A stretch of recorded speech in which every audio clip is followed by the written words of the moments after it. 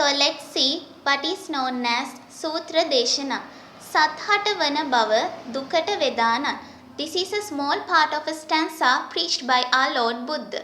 From this stanza, preached by our aspirant Lord Buddha, is showing the way how Lord Buddha saw each person's mind or mentality and preached accordingly.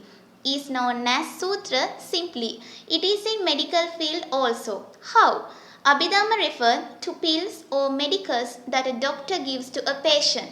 This is very enough to learn about Abhidhamma. We have to be a bit careful when learning this, because Lord Buddha has preached this separately to different people in different occasions.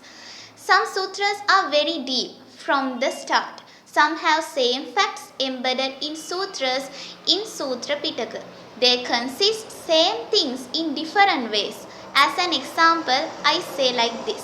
As we learn dependent origination or Paticca in school was much advanced in those sutras. So because of this, a person cannot really recognize the Abhidhamma for reading or learning these sutras. If so, it will become boring to one. As learning medication or medical is difficult, learning sutra preached by our Lord Buddha.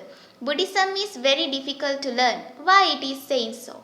Because of the comparisons shown by Lord Buddha, this Buddhism became a bit help for a person who have a good conscious mind or vijnana can identify Abhidhamma by only referring to sutras. It is a must to say that learning Abhidhamma is a very important to make our lives successful. I will give you a small advice to learn Abhidhamma to you all. To be a doctor, the whole medical facts means science should be learned from the beginning. Likewise, to take a good deep knowledge on Buddhism, learning Abhidhamma in a patternical way is much peculiar in here.